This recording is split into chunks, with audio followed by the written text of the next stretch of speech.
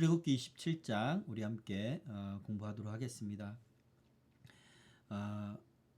우리 성막 제도를 계속해서 보고 있는데요. 성막을 통해서 하나님은 성막의 어떤 상징과 또 하나님의 그 뜻을 성막에 하나님의 의지와 또 하나님의 영적인 그런 의미를 성막의 여러 제도에 다 담으셨잖아요. 그것을 통해서 우리에게 말씀하시는데 우리가 완전하게 하나님의 성막 그 제도를 왜 그렇게 만드셨는지 완전하게 이해는 하지 못합니다.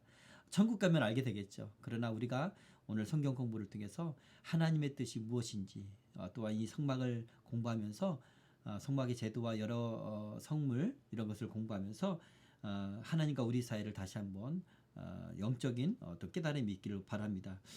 우리는 세상에서 살아갈 수밖에 없는 사람들이죠. 우리는 하나님께 부름받고 하나님 백성이 되었지만 세상에 발을 붙이고 세상의 방식대로 세상의 방식대로 하면 안 되겠지. 세상에서 살아가야 돼. 그렇죠? 그런데 크리스천으로서 세상에서 어떻게 살아가야 되는지 그것은 저마다 사람들마다 크리스천들 하나님 백성들마다 전부 기준이 달라요. 기준이 달라요. 마치 사사기에서 말씀하신 것처럼 자기 소견에 옳은 대로 그렇게 살아갑니다. 그러면서 나는 크리스천이다. 나는 하나님 백성이다. 그렇게 말합니다. 그렇게 우리 세상에서 살아갈 수밖에 없을 때 그러므로 자연스럽게 세상의 때와 죄악으로 우리가 더럽혀질 수밖에 없어요. 그래서 우리가 날마다 하나님 앞에 예배드리고 또한 수요기도에 가서는 기도하고 또 말씀을 듣고 또 금요일 날에는 하나님께 기도하고 회개하고 그리고 성령을 받고 이렇게 우리가 세상의 때가 묻을 수밖에 없으니까 날마다 기도를 해야 돼. 회개를 하고 성령으로 채우고 말씀으로 채우고 이게 이런 영적인 이 삶을 우리가 병행해서 살아야 됩니다. 우리 밖에 나오면요, 밖에 나갔다 오면 반드시 손을 씻잖아요, 그죠? 더러우니까. 그런 것처럼 우리가 그렇게 회개하는 삶을 살아야 돼요. 그러나 문제는 우리가 더러워져 있다는 것을 알지 못할 때가 심각한 겁니다. 나는 괜찮아. 나는 의로운데? 나는 죄를 짓지 않았어. 이때 말하는 죄는 세상적인 어떤 우리가 세상 법에 규정하고 있는 그 죄. 그 죄에 의거해서 나는 범죄자가 아니야 라고 하는 거죠. 그러나 우리는 하나님의 백성이잖아요. 하나님의 백성은 하나님의 법의 기준에서 우리를 판단해야 됩니다. 그렇죠? 하나님의 법 안에서 우리는 죄인일 수밖에 없어요. 세상을 따라가다 보면 세상의 때와 죄악으로 묻을 수밖에 없기 때문에 더러워져 있습니다. 세상의 것으로 덕지덕지 묻어 있습니다.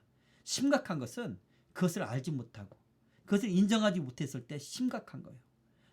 내 영적 상태를 깨닫지 못할 때 그때가 심각한 거예요. 고치기가 쉽지가 않습니다.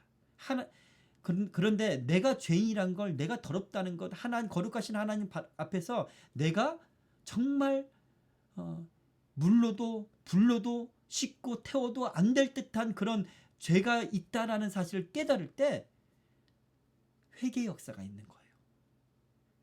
성령을 만나고요. 하나님을 만나고요. 그렇게 하나님과 화평이 되는 겁니다. 그런데 깨닫지 못했을 때는 문제가 심각한 거예요. 이거는 영적으로 결국은 죽게 돼 있어요. 예수를 믿어도 자기 죄가 깨닫지 못하고 덕지덕지한 상태에 있으면 우리 양심이 가리워진 상태에서 있으면요. 우리 안에 사단이 역사를 해요. 어둠의 역사예요. 내 안에 근심과 걱정과 미움과 분노와 그리고 눌림과 이런 것들이 우리 안에 가득하게 돼요. 우리 인생 가운데.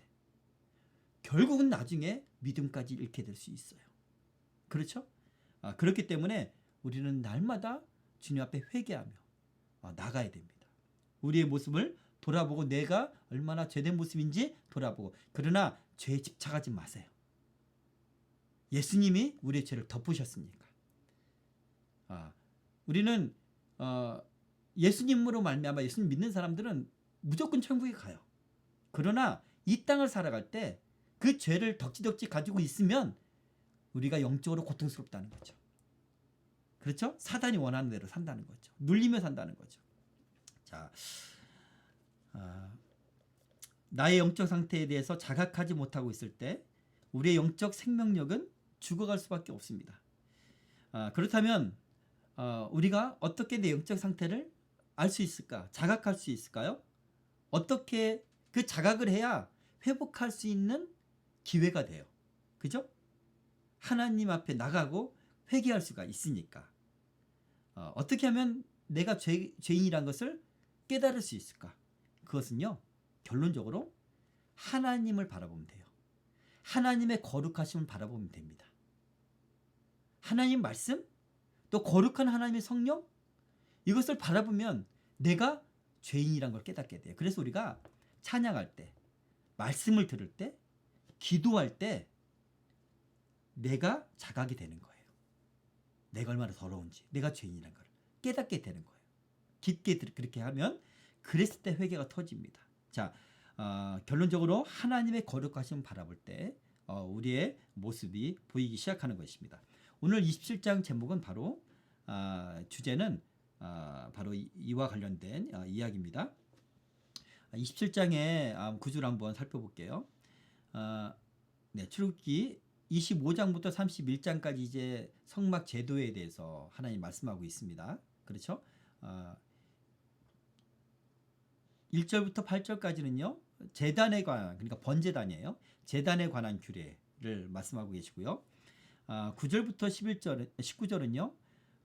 이제 그 성막을 이루고 있는, 겉을 이루고 있는, 그러니까 성막들을 둘러서 쳐야 될 이 포장 있죠.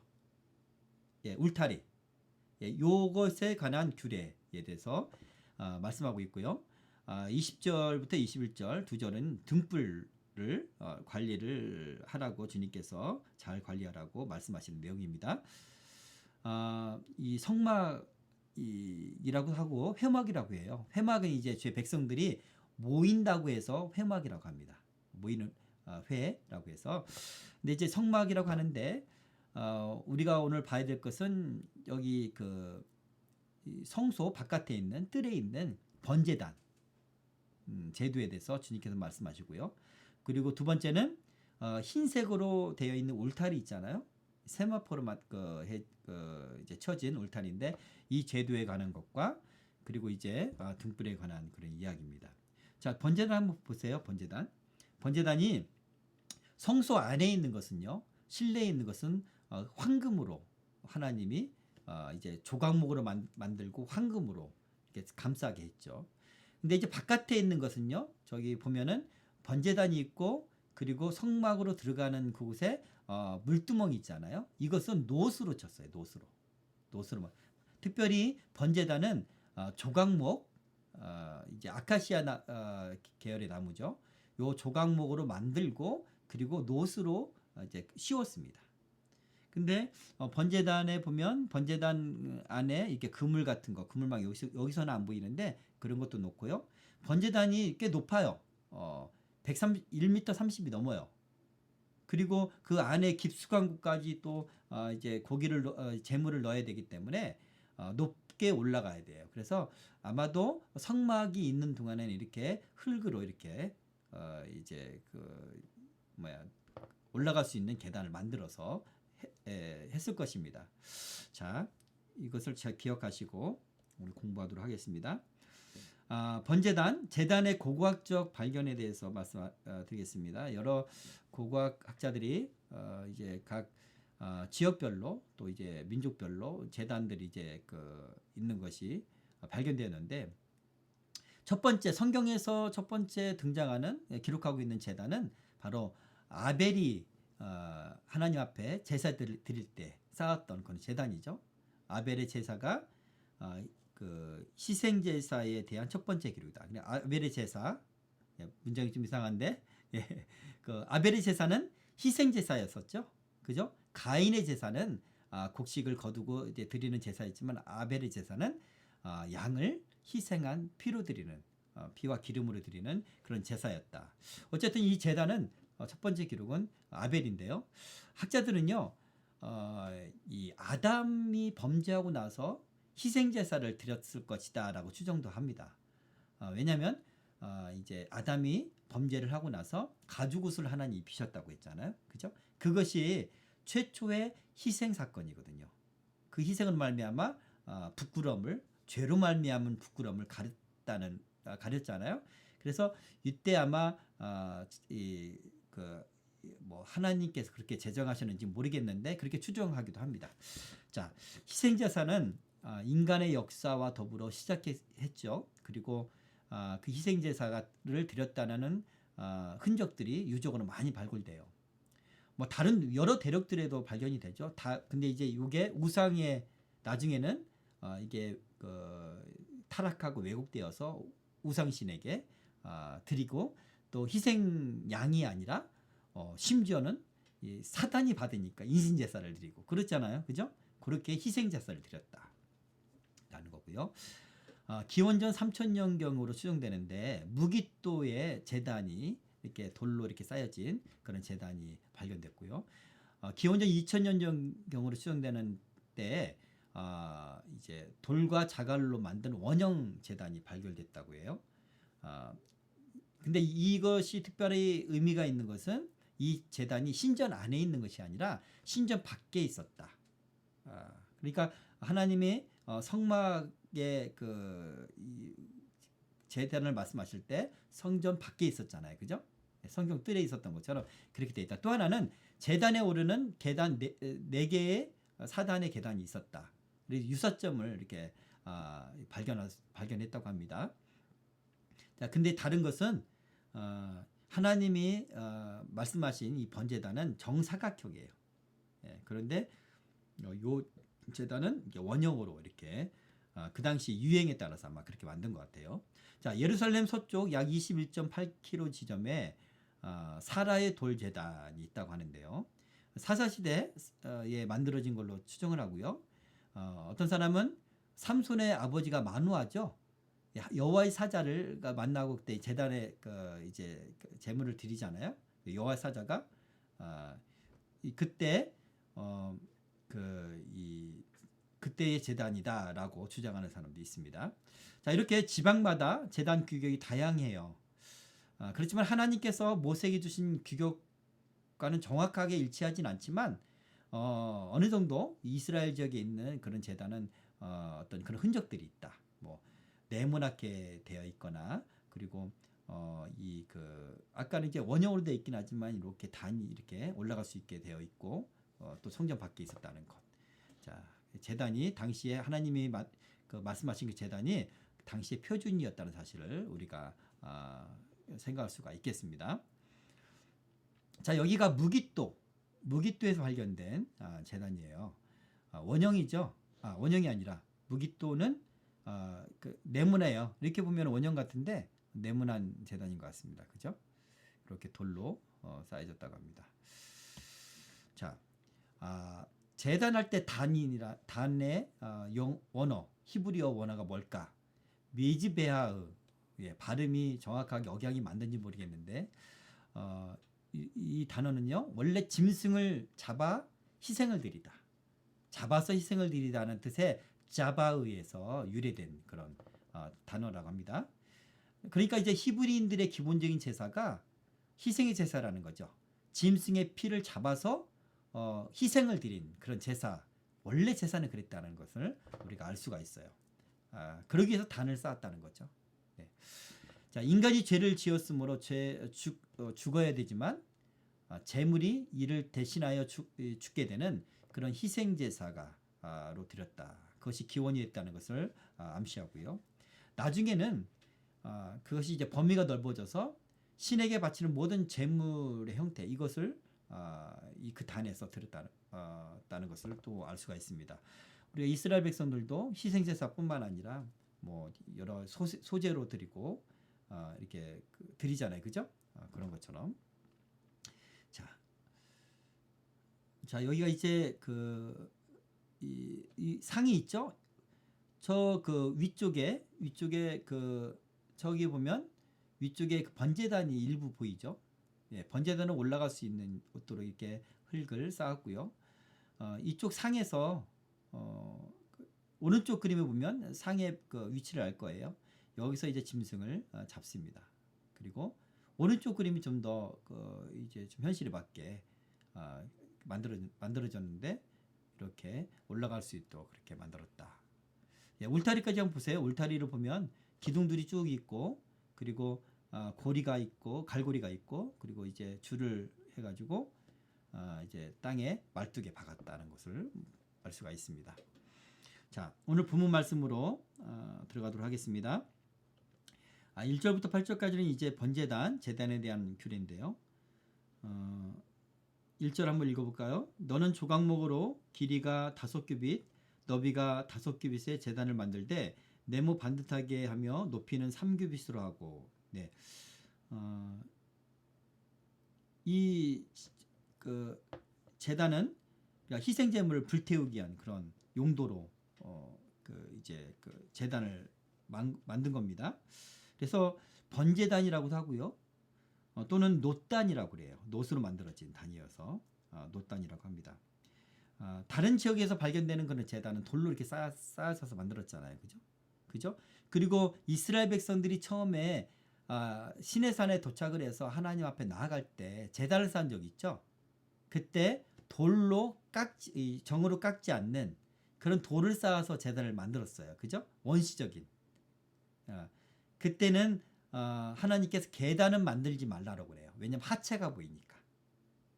그렇죠? 그런데 지금은 아까 보셨지만 이 번제단은 돌이 아닌 이렇게 하나님이 놋으로 해서 만들었고 그리고 계단처럼 이렇게 만들었어요. 그러면서 제사장들에게 속옷을 입으라고 그래서 바지를. 예. 자, 이따 얘기하겠습니다. 제단의 재료는 조각목으로 만들었고 놋으로 쌌고요. 정사각형 모양이에요. 5규빗 그러니까 2.22m 정도, 2.2m가 좀 넘죠. 예. 그리고 높이는 약 1.35m, 3규빗이니까. 다른 지역의 다른 이민족의 제단들은요 원형으로 만들어지거나 삼각형으로 만드는 것이 유행이었다고 그래요. 그러나 이스라엘의 제단이 이렇게 네모나게 만들어졌다는 것을 우리가 기억했으면 좋겠습니다. 자, 2절 그 네 모퉁이 위에 뿔을 만들되 그 뿔이 그것에 이어지게 하고 그 제단을 놋으로 싸고. 네. 정사각형 모서리에 이렇게 뿔을 4개를 만들었어요. 예. 이 만든 이유는요. 거기다 이제 희생 제물을 고정시키기 위한 용도로 만들었습니다. 예. 그리고 나중에 이제 그 피를 받은 피 있잖아요. 피를 제단 밑에 쏟기도 하지만 그 제물의 피를 그 뿔에 바르기도 하죠. 이런 영적인 어떤 그 상징적인 행동을 하거든요. 자, 그것을 위해서 이제 뿔이 존재합니다. 성경에서 이 뿔은요, 힘과 능력을 상징해요. 그리고 보호와 구원을 상징합니다. 하나님과 예수님을 일컬을 때 뿔 또는 뿔이라 이렇게 구원의 뿔이다. 또 하나님 나의 능력이라고 표현할 때 그렇기도 하고요. 또 구원의 뿔이다 이렇게 비유하기도 하죠. 사무엘상 2장 10절에 보면요. 여호와를 대적하는 자는 산산이 깨어질 것이라 하늘에서 우레로 그들을 치시리로다. 여호와께서 땅 끝까지 심판을 내리시고 자기 왕에게 힘을 주시며 자기의 기름 부음 받은 자의 뿔을 높이시리라. 이때 이 말하는 이 뿔은 어떤 그 능력, 힘을 상징하는 거죠. 자, 사무엘하 22장 3절에 보면요. 내가 피할 나의 반석이 하나님이시요 나의 방패시요 나의 구원의 뿔이요. 그죠? 하나님을 구원의 뿔이다. 이렇게 거기에 어떤 어떤 권세, 능력을 상징하지만 또 하나는 그 피를 바른 뿔이잖아요. 희생. 그죠? 그러므로 그것을 붙잡았을 때 하나님께서 철저하게 보호하신다는 거예요. 죄로부터 보호한다는 게 좀 더 이 본래의 의미고요. 자, 구원의 뿔이시요.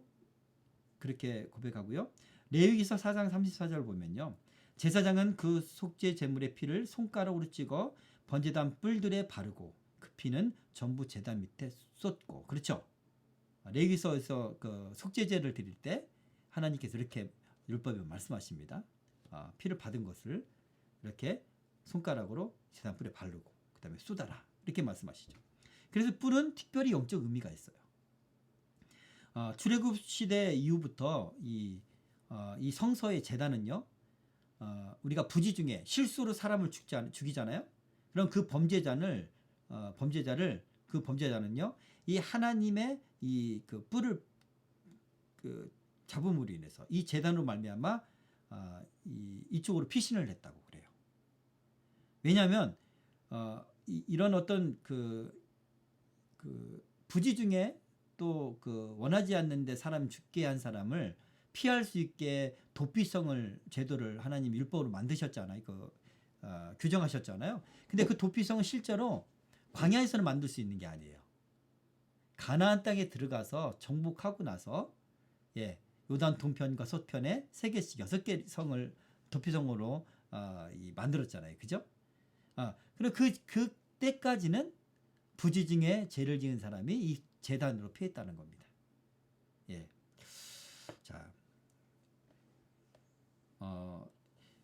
여러분 이 열왕기 상에 보면 이제 다윗이 늙어요. 다윗 왕이 늙습니다. 늙자 다윗의 둘째 아들인 이제 이제 아들들이 이제 다 엄마가 달라요. 아도니아가 자꾸 아도니세덱이라고 나오는데 아도니아가 자기가 스스로 왕이 돼요. 몇몇 요압과 뭐 이 제사장과 몇몇 사람을 데리고 자기가 이제 그 잔치를 벌이고 막 그렇게 합니다. 그 소식을 듣고 나단 선지자가 이제 그 밧세바 솔로몬의 아내였던 밧세바한테 가서 하나님께서 다윗을 이을 사람은 솔로몬이라고 하셨다. 이 지금 아도니아가 그렇게 스스로 왕이 되었는데 그냥 내버려 둘 거냐? 왕한테 가서 하나님이 말씀하신 걸 다시 한번 기억하게 하라. 그렇게 말해요. 그러면 내가 따라 들어가겠다. 그래서 이제 다윗에게 말을 하죠. 그래서 다윗이 이제 뭐 나단과 그리고 또 제사장과 또 이제 측근들 해서 솔로몬을 기온에서 왕으로 세웁니다. 기름 부어서 하나님의 성전에 있는 기름을 가져다 붓습니다. 부어서 왕으로 세워요. 그리고 이제 왕궁에서 이제 왕이 되면서 이제 여러 신하들이 또 이제 그것을 축하하고 막 그럴 거 아닙니까? 그 소식을 이 아도니아가 듣게 돼요. 그래서 이제 죽게 되었죠. 다른 사람들은 아도니아와 함께 연합했던 사람들은 다 도망갔어. 다윗이 인정하는 왕이 지금 세워졌으니까. 근데 아도니아는 어떻게 한 줄 아십니까? 그 당시에는 성전을 아직 짓지 않았으니까 성막이죠. 성막으로 이제 시온 성막이죠. 예루살렘에 있는 시온 성막에 들어가서 거기에 제단 뿔에 붙들고 있어요. 날 살려달라고. 그럼 죽지 않으니까.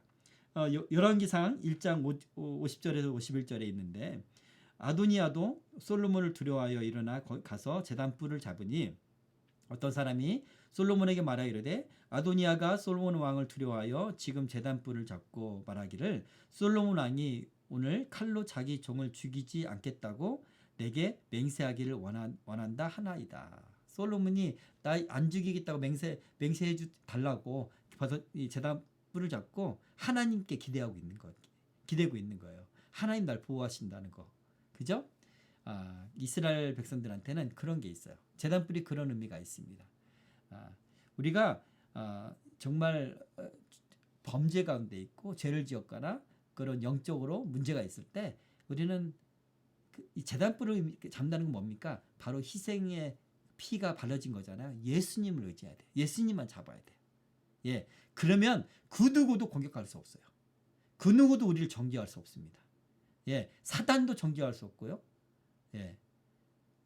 하나님도 보호하셔요. 용서하셔요. 그런 그것이 바로 제단뿔이라는 것을 우리가 기억했으면 좋겠습니다. 자, 그 제단을 놋으로 쌌습니다. 여기서 말하는 놋은 이제 우리 흔히 생각하는 그런 청동이 아니라 황동이라고 그래요. 아연과 구리를 합쳐서 합금으로 만든 게 이 놋인데 보통 이제 그 구리라고 하면은 그 주서가 합금을 하잖아요. 그죠? 구리 자체는 약하고 아연하고 합금한 그런 놋이었을 것이다. 이렇게 이야기를 합니다. 자, 이거는 블로그에 자료가 있으니까 한번 보시고, 자, 3절 재를 담는 통과 부삭과 대야와 고기 갈고리와 불 옮기는 그릇을 만들되 제단에 그릇을 다 놋으로 만들지며. 네. 재를 담는 통은 이제 그 재물의 재겠죠. 그것을 이제 그런 부스러기나 기름 덩어리가 떨어지면 그 찌꺼기를 담는 통, 그 버려야 되니까. 그리고 부삽은 이제 그것을 담기 위한 그런 일종의 조그만 삽이겠죠. 네, 이것도 다 놋으로 만듭니다. 또 대야는 뭐냐면 제단 위에 올려진 이 제물의 피를 받는데 사용하는 그릇입니다. 대야가 필요했어요. 그리고 고기 갈고리는 이제 각든 이 덩어리도 있잖아요. 고기들이 그 고기를 재단에 그 망이 있는데 그 깊숙한 망으로 이렇게 배열할 때 쓰는 도구가 고기 갈고리다. 그리고 이제 갈고리고요. 또 불 옮기는 그릇은 뭐냐면 분향을 위해서 번제단의 씨를, 그러니까 성소 안으로, 우리가 성소 안에 가서 금촛대가 있잖아요. 7개의 등불이 있는데 거기에 이제 그 불 말고 분향, 향단. 예, 제가 말을 잘못했네요. 휘장 있죠, 휘장. 휘장편에 있는 향단이 있잖아요. 거기에도 이제 불씨가 있어야 되잖아요. 그죠? 그 불씨를 옮기는 기구가 불 옮기는 그릇이었다. 예, 향을 피우는 그 불은 이 제단불을 썼습니다.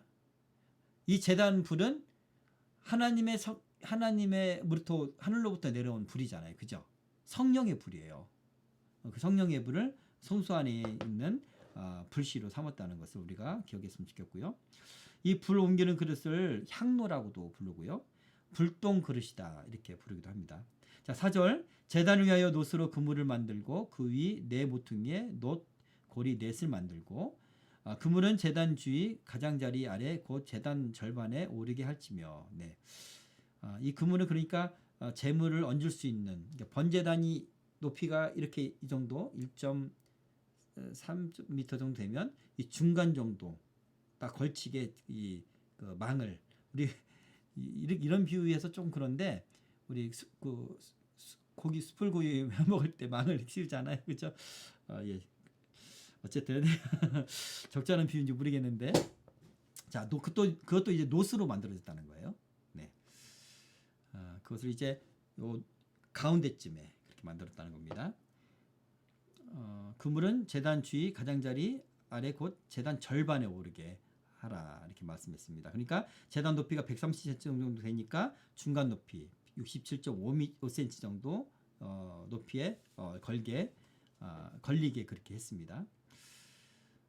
자, 출애굽기 28장 42절 33절 보면 제단 높이가 130cm나 되잖아요. 아까 제가 말씀드렸던 것처럼 출애굽기 28장에 보면 또 그들을 위하여 배로 속바지를 만들어 제사장 옷을 말할 때 그 말씀하시는 겁니다. 속바지를 만들라. 그리고 허리에서부터 두 넓적다리까지 이르게 하여 하체를 가리게 하라 이렇게 말합니다.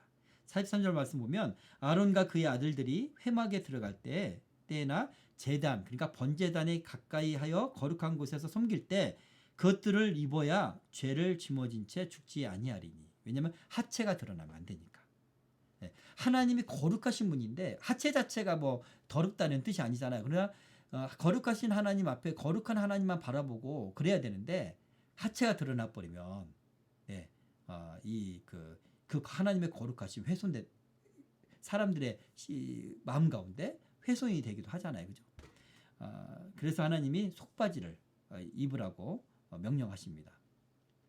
우리가 이건 좀 다른 얘기긴 한데 목회자가요 설교를 할 때 어떤 분은 아주 화려한 이 넥타이를 하고, 그리고 이 넥타이가 아주 그냥 막 무슨 큐빅 같은 거 막 달려 이게 박혀 있고, 예, 그리고 여기에는 뭐죠? 예, 장식을 하고 머리도 아주 그렇게 장식하면 하나님 말씀을 들어도요 말씀에 집중하지 못해요. 예, 그래서 옛날에 신학교 때 우리 설교학 교수님께서 목회자는 이 머리카락 하나 이렇게 정리하는 것도 신경 써야 된다. 머리카락 하나가 달랑달랑하면 말씀 듣다가 어떤 사람은 그것만 바라보고 예, 신경 쓰니까 하나님께 집중하지 못하고 그 거룩함에 들어가지 못한다는 거예요. 그죠? 특별히 여성 이 지도자 같은 경우는 좀 좀 뭔가 좀 검소하고 그래도 옷에 집중하지 않는 그런 의복을 입어야 돼요. 하나님께만 집중할 수 있도록. 그런데 어떤 분은 굉장히 화려하거나 좋은 옷을 입어서 예? 그래서 이제 뭐 사람들 앞에서 깔끔하게 하기를 원하는 마음에 그럴 수도 있긴 하겠지만 그것은 엄밀한 의미에서 우리가 하나님의 거룩함에 들어가는데 방해가 된다. 뭐 참고로 우리 한번 여러분 이제 다 목회자가 될 사람들이니까 생각하시기 바라고요. 6절 또 그 제단을 위하여 채를 만들되 조각으로 만들고 노스로 살찌며 제단 양쪽 고리에 그 채를 꿰어 제단을 매게 할지며 네. 번제단도 고리에다 채를 막대기로 시띠나무로 조각목으로 만들어서 노스로 싸는 거죠. 이번에는 성소 안에 있는 거는 금으로 쌌지만 그래서 이제 어깨에 메고 가게 옮기게 그렇게 합니다. 사람들은 부정하기 때문에 거룩한 하나님의 성물을 만지면 죽게 돼요. 예. 그렇기 때문에 범접할 수 없기 때문에 그렇게 꿰어서 매게 하고요. 이 번제단 채 역시도 늘 꿰어져 있어요. 따로 빼가지고 두는 게 아니라. 자, 8절 제단은 널판으로 속이 비게 만들되 산에서 내게 보인 대로 그들이 만들게 하라. 네. 번제단 자체는 이 겉에만 이렇게 있어요. 이렇게 사방으로만 쌓여져 있어요. 그죠? 위아래는 비어 있어요. 다만 이제 그물을 이제 노스로 만든 그물을 가운데다 끼는 거죠. 그 말씀입니다. 밑에서 이렇게 불을 떼면 태울 수 있도록 그렇게 하라는 말씀이고요. 자, 중요한 것은 이제 하나님께서 모세에게 산에서 보인 그대로 하라고 말씀하시는 거예요. 예. 그리고 그들이 만들게 하라. 자, 이 부살렐과 오홀리압이 성막을 이제 만들게 되잖아요. 그죠? 그러니까 그들에게 어떻게 만들라고 지도를 해야 돼요. 물론 그들에게도 성령님께서 역사하시지만 하나님 모세에게 보여주신 그대로 해야 됩니다. 여러분이 만약에 나중에 목회를 하거나 선교를 하거나 무엇을 하든지 하나님의 일을 할 때요. 여러분이 하나님 앞에 기도하며 나가잖아요. 그러면 하나님께서 여러분에게 어떻게 하라고 인도하시고 말씀하시고 지도하실 것입니다. 성령님께서. 그죠? 그러면 그것을 일하는 사역자들 동역하는 사람들에게도 그대로 할 수 있도록 하는 지도력이 필요해요. 예, 그대로 할 수 있도록 사람의 상식과 지금 어떤 우리의 형편과 상황에 따라서는 그렇게 안 되는데요. 이런 말이 나와요. 당연히 하나님은 그런 상황에서 그렇게 지시할 때가 많아요. 믿음으로. 그죠? 그러나 믿음으로 그렇게 지도하는 지도자가 되기를 바랍니다. 네, 이게 번제단이에요. 채가 이렇게 깨어져 있고요. 이 아래에 있는 중간에 있는 게 이제 그물망이다. 네, 그리고 사방에 모퉁이에 있는 게 제단 뿔입니다. 네,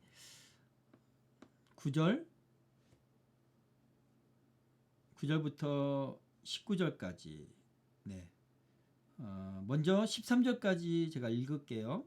너는 성막의 뜰을 만들지니 남쪽을 향하여 뜰 남쪽에 너비가 100규빗의 세마포 휴장을 쳐서 그 한쪽을 당하게 할지니 그 기둥이 수물이며 그 받침 수물은 노스로 하고 그 기둥의 갈고리와 가름대는 은으로 할지며 그 북쪽에도 너비가 100규빗의 포장을 치되 그 기둥이 수물이며 그 기둥의 받침 수물은 노스로 하고 그 기둥의 갈고리와 가름대는 은으로 할지며 뜰의 역 곧 서쪽에 너비 50규빗의 포장을 치되 그 기둥이 열이요 받침이 열이며 동쪽을 향하여 뜰 동쪽의 너비도 50규빗이 될지며 문 이쪽을 위하여 포장이 15규빗이며 13절까지. 자, 한번 볼까요? 예, 이 그림을 보면 이렇게 현재 그 오른쪽에 있는 것이 이쪽 편, 제 손가락에 있는 가까이 있는 쪽이 북쪽이에요. 그리고 여기 문이 있는 쪽이 동편이에요. 동쪽. 그죠? 그리고 저쪽이 남쪽이에요. 그리고 성막 뒤편이 서쪽입니다. 예. 문을 기준으로 보면 돼요. 이제 태양이 떠오르는 밝아오는 그러니까 하나님의 영광이 있는 그곳이 동쪽입니다. 그죠? 자, 근데 이 남쪽에 있는 이 세마포 휘장이 몇 미터냐면 100규빗이에요. 100규빗. 그리고 북쪽에도 100규빗이겠죠. 그리고 서쪽은 50규빗으로 알아. 그러니까 직사각형 형태입니다. 그리고 동쪽은 세마포가 100규빗은 아니겠죠. 예. 10규빗, 10규빗 이렇게 돼요. 자, 이게 전체가 길이가 50규빗인데 이 문이요 30규빗이에요. 문이 이제 두 갈래로 갈라지죠. 갈라지는데 15규빗, 15규빗에서 30규빗이고 그러면 이쪽 세마포 울타리는 10규빗 이렇게 되겠죠. 그죠? 그렇게 그런 내용입니다. 자, 그리고 요 기둥을 보면 네, 조각목으로 만들었고요. 그리고 이 받침을 노스로 쳐서 만들었어요. 그리고 고리 있죠. 고리는 은으로 만들었다. 그리고 위에 보면은 고리에 채가 이렇게 꿰져 있잖아요. 가름대입니다. 채는 이제 성물을 옮길 때 하는 것 채고 이런 가름대예요. 이게 쭉 이어집니다. 서로 연할 수 있도록 이어질 수 있도록 이것은 이제 그 고리도 은으로 만들었다는 것을 우리가 알 수 있고요. 줄을 매 가지고 그리고 이렇게 뭡니까? 저렇게 고정을 했다는 겁니다. 자, 이런 내용이고요. 14절 문 이쪽을 위하여 포장이 15규빗이며 그 기둥이 셋이요 받침이 셋이요. 네, 문 저쪽을 위하여 포장이 15규빗이며 그 기둥이 셋이요 받침이 셋이며. 자, 보세요. 자, 요 그림 그대로네요. 그죠? 네, 기둥이 3개가 있다는 거죠. 기둥이 3개니까 받침도 3개. 문이 있는 쪽에. 그렇죠? 쪽에 있는 왼쪽 오른쪽에 있는 포장을 얘기하는 겁니다. 그죠? 기둥이 3개씩 있습니다. 그 말씀이고요. 네, 각각 10규빗 10규빗. 네, 문은 30규빗이고 갈라져서 15규빗 15규빗이다. 네, 발음이 정말 안 되는데.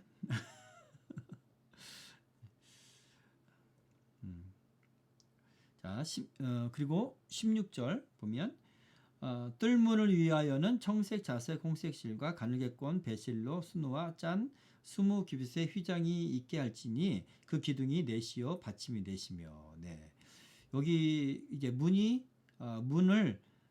뭐 나무 문이나 이렇게 철문으로 만들지 않고 휘장으로 만들었어요. 천으로 만든 거죠. 청색, 자색, 홍색 실 그리고 가늘게꼰, 배실로 만들어졌어요. 무늬를 해가지고. 자, 이렇게 만들어진 이 재료로 만들어진 휘장이 무엇이 있습니까? 성소와 지성소를 가르고 있는 휘장. 근데 그 무늬는 그룹을 새겼죠. 예. 그리고 여기 그림을 보면 성막으로 들어갈 때 쳐진 휘장.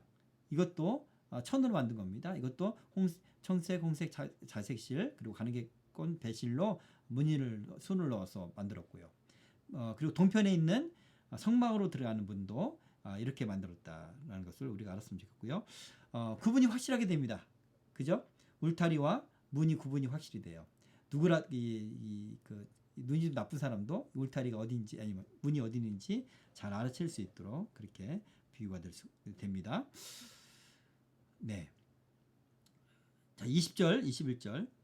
자, 먼저 한번 보세요. 세마포로 만들었어요. 세마포는 아마의 섬유래요. 아마의 섬유로 짠 흰색 직물이에요. 직물. 그래서 아주 새하얗습니다. 이 세마포로 무엇을 또 만들었죠? 여러분? 제사장의 옷을 세마포로 만들었잖아요. 거룩함을 상징해요. 그러니까 하얗게 거룩한 모습으로 돼 있어요. 자, 저쪽 이스라엘의 진영이 있다면 진영이 동서남북으로 이렇게 각 지파별로 섞여서 이렇게 돼 있단 말이죠. 그리고 가운데 하나님의 성막이 있어요.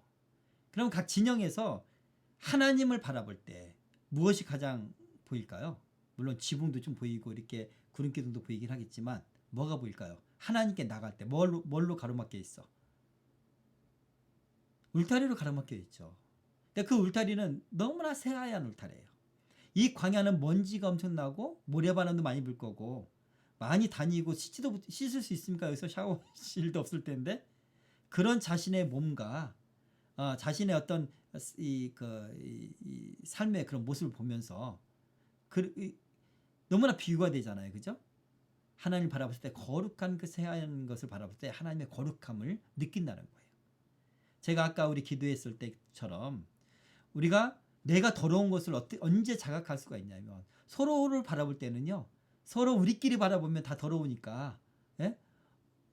그냥 하얀 것은 눈동자고 예? 까만 것은 눈동자와 이 하얀 것은 눈동자와 이빨이고 까만 것은 이제 살이고 우리 다 똑같으니까 더러운 걸 못 느껴요. 그러나 우리 천막도 마찬가지고 그러나 하나님의 거룩함을 바라볼 때 그 성막을 바라볼 때 하나님은 저렇게 거룩하신 분이지 라고 우리가 느낄 수가 있어요. 우리가 말씀으로 하나님에 대해서 알 수도 있지만 우리가 이런 그 시청각 교육을 통해서도 왜 옛날에 이 카톨릭 교회에서는요 성경을 주지 않았잖아요. 그 대신 이제 성상이나 성화를 통해서 하나님을 알게 했습니다. 그죠? 그런 것처럼 이렇게 성막을 이 울타리를 보면서 자신이 얼마나 더러운 것을 깨닫게 되는 거예요. 네. 자, 그리고 그 하나님 앞에 나아갈 때 그 거룩한 울타리가 거룩하게 보이는 울타리가 가로막고 있잖아요. 이 문 도드라지게 보이는 이 수놓아진 이 문으로 가야 되는데 하나님이 제정하신 희생 양을 가지고 간다는 거죠. 자, 네. 그다음에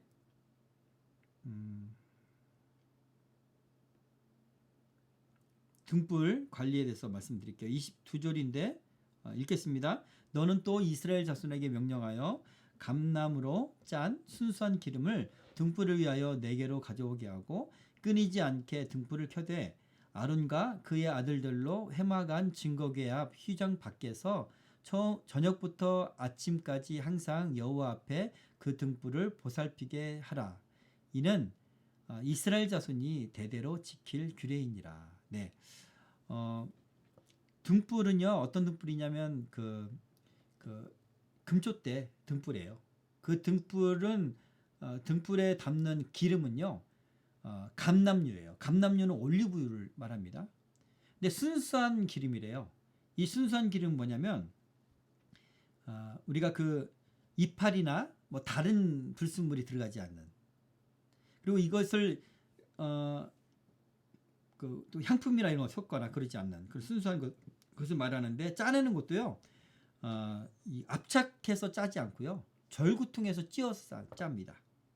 찧어서 짜다 보면 다른 것이 들어갈 수가 있잖아요. 그런 것도 안 들어가지 않고 그렇게 찧었을 때 스스로 흘러나오는 순수한 기름 이것만을 쓸 수가 있었어요.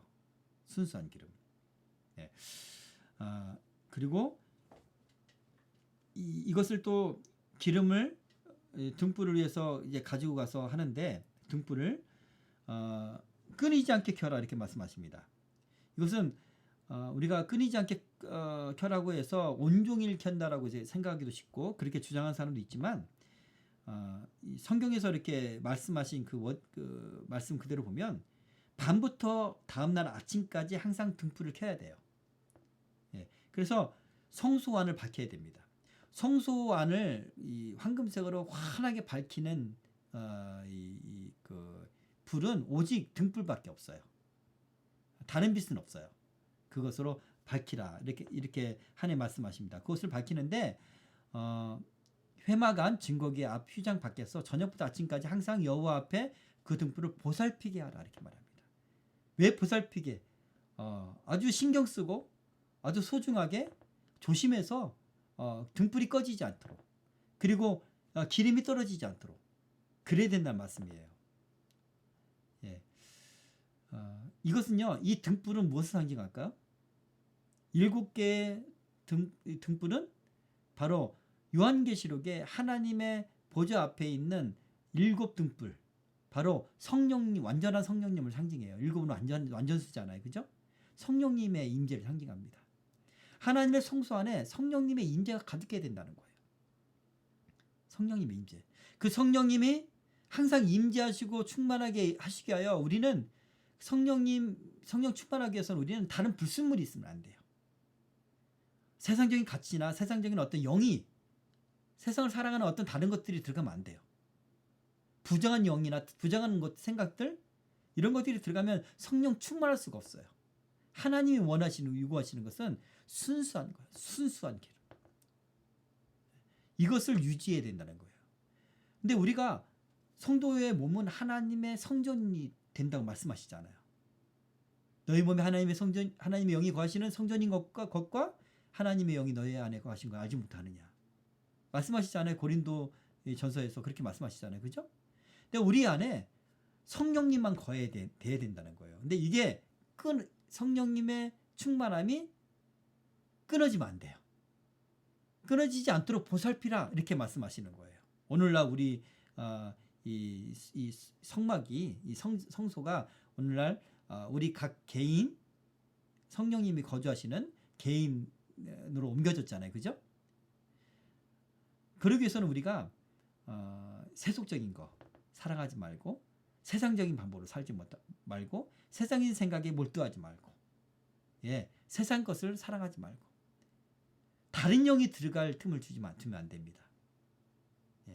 얼마나 그 기름을 짤 때 올리브 기름을 짤 때 얼마나 조심스럽게 짤까요? 그죠? 뿐만 아니라 불이 꺼지지 않도록 기름을 날마다 대고 이렇게 잘 대고 그리고 불도 꺼지지 않도록 보살피라. 하나님의 명령이에요. 이것을 하나님은 이렇게 말씀하십니다. 이스라엘 자손이 대대로 지킬 규례니라. 반드시 기억하고 대대로 지키게 하라. 이거는 오늘날까지 오늘날 우리에게까지 성령님이 우리 안에 그렇게 성령을 소멸치 말라 이렇게 갈라디아서 말씀하시는 것처럼 소멸치 않도록 우리가 그렇게 잘 보살펴야 됩니다. 자, 예수님께서도요 종말을 말씀하시면서 이 그 슬기로운 처녀와 이 어리석은 처녀 이 처녀에 대해서 말씀하시잖아요. 그죠? 등불을 처음에는 다 갖고 있어요. 등불은 처음엔 다 성령으로 충만했어요. 예수님 믿고. 그러나 신랑이 오시는 게 더디니까 이 10명의 처녀가 다 잤어요. 우리는 성령 충만해서 예수님 오시는 거 늦어지면 우리가 깨어있지 못할 때가 있잖아요. 그죠? 다 잤단 말이죠. 근데 신랑 오십니다 라는 소리가 날 때 나팔 소리가 들릴 때 그때가 문제라는 거예요. 자다가 깨었는데 등불에 기름이 문제예요. 슬기로운 처녀는 등불에 기름이 있는 거예요. 기름을 충분히 준비했어요. 성령 충만할 수 있는 재료가 충분하다는 거예요. 말씀과 기도와 또 하나님과의 교제와 성령 충만함 이런 것이 날마다 있었다는 거죠. 그리고 하나님 말씀을 잘 지킴으로 말미암아서. 그런데 어리석은 처녀는요. 기름이 떨어졌어요. 과거에 성령 충만했지만 그래서 기름을 사러 간 사이에 신랑이 들어왔다는 거죠. 문 열어주세요. 우리도 들어가게 해주세요. 내가 너희를 알지 못한다 라고 말씀하십니다. 이게 예수님의 비유의 말씀이에요. 경고의 말씀이죠. 그래서 오늘날 성도들은요. 성령을 소멸하면 안 돼요. 성령이 충만하도록 해야 돼요. 늘. 그러기 위해서는 우리가 거룩하고 순수한 기름으로 준비를 해야 돼요. 우리의 삶을 그렇게 하나님 앞에 드려야 됩니다. 아멘. 네. 자, 오늘 말씀을 정리하도록 할게요. 제가 다 얘기한 것 같은데 정리하겠습니다. 제단불은 하나님의 능력과 보호하심을 상징합니다. 그죠? 속죄제물의 피를 발랐던 이 제단불을 붙들고 있으면 하나님의 보호하심을 받을 수가 있었어요. 그러므로 우리는 우리를 위해서 죽으신 예수 그리스도의 피를 의지해야 돼요. 언제나 예수님의 피를 의지해야 돼요. 사단이 공격할 때도 예수님의 피를 예수의 피, 예수의 피. 아니야, 입으로 그냥 주문 외우듯이 말고 믿음으로. 그랬을 때 어둠의 영이 떠납니다. 아멘. 내가 죄가 있어서 내가 더러워서 하나님 앞에 나가기 너무나 힘들 때 양심의 가책이 나를 찌르고 눌릴 때 그때 예수님의 피를 붙들으세요. 그러면 하나님과 내 사이가 완전히 열려버려요. 네, 아멘. 자, 하나님께 나아갈 수 있고 그분의 용서와 보호하심을 받을 수가 있습니다. 자, 두 번째, 성막을 외부에서 감싸는 이 울타리는요, 새하얀 세마포로 만들어졌다는 것을 우리가 기억해야 됩니다. 이스라엘 백성들은 광야에서 하나님의 성막을 바라볼 때 자신의 더러움을 성막을 바라볼 때 자각할 수가 있었습니다. 그것이 하나님께 나아가서 회개하는 동기가 되었어요. 내가 더러우니까 회개하게 되잖아요. 그죠? 그리고 희생 제물의 피로 제사를 드림으로써 거룩함을 입게 되었습니다. 우리 역시도 언제나 하나님의 거룩함을 바라봐야 돼요. 하나님을 날마다 바라봐야 돼요. 예배로 바라봐야 되고요. 그리고 여러분 기도회로 바라봐야 되고 말씀으로 바라봐야 돼요. 예. 하나님 어떤 분인가 바라봐야 돼요. 그러면 내 죄가 드러나는 거야. 예. 그리고 그렇게 자각해야 됩니다. 그랬을 때 우리는 예수 그리스도가 필요합니다. 예수님 의지해서 하나님께 그렇게 나아가는 그런 우리가 되어야 합니다.